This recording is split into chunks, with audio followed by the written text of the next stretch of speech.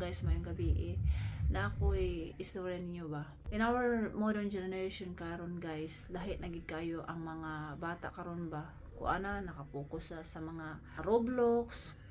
Sa una katong panahon pa namo at mga 90s pa, kami na mga bata is magdula sa lapok.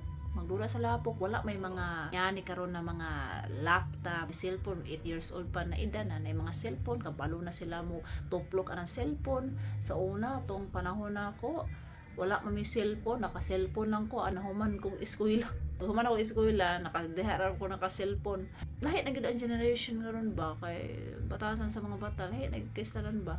Kabalo guys na ako na learn karon na ang pinaka-importante gyud sa mga bata karon, especially na parents na ka ana ba like me, ang pinaka-importante gyud na itulo na to sa mga anak guys, dili na modato gid ka istanan maningkamot para mo successful sa life, maging successful sa ilang gusto na unsay pangandoy nila sa ilang kinabuhi. Simple na kung pangandoy sa akong mga anak ba guys, may sige na kung ingon nila often na gusto na ko na sila mailan nila si Jesus Christ ba. Sama tong giingon ni Camille Prats ba karon na pangandoy niya siyang mga anak dili tungod kay madato.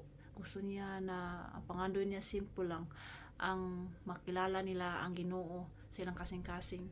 Sama sa kuha guys na ang simple lang akong pangandoy sa akong mga anak na akong giingon nila na pangandoy na ko ninyo na number one good na dream ninyo ang na may relasyon sa Ginoo kanang as father and child sa iyaha.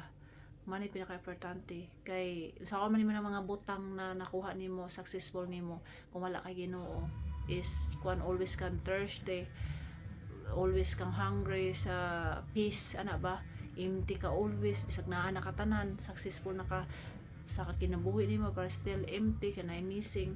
So ang gusto nako para sa akong mga anak guys is kanang makilala nilang Ginoo ba, ulos nilang number one ang Ginoo sa ilang kinabuhi. Kung naa kay Ginoo sa ilang kinabuhi, for me is Jesus is everything guys. Kanang mga butang diha temporary ra man na, pero si Jesus Christ forever siya guys.